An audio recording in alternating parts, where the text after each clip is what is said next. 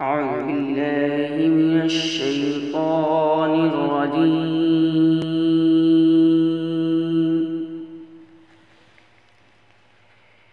بسم الله الرحمن الرحيم.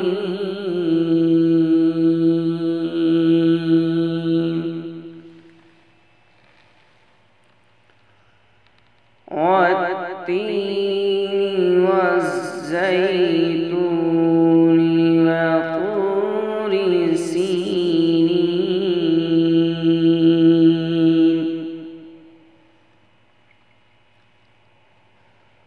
وهذا البلد الأمين.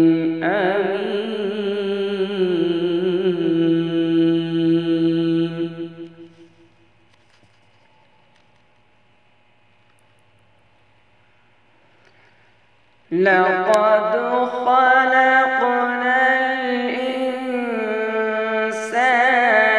في أحسن تقويم.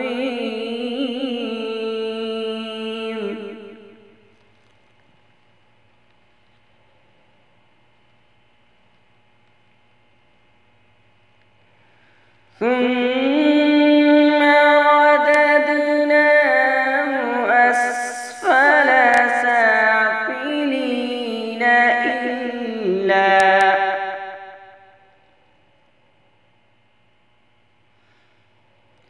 إلا الذين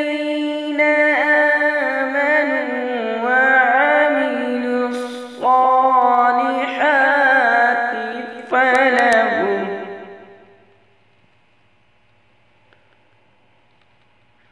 فلهم أجر غير ممنون.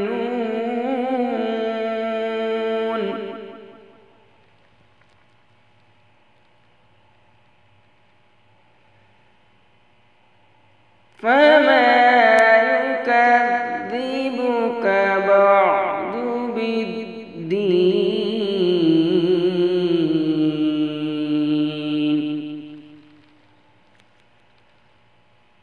أليس الله بأحكم الحاكمين؟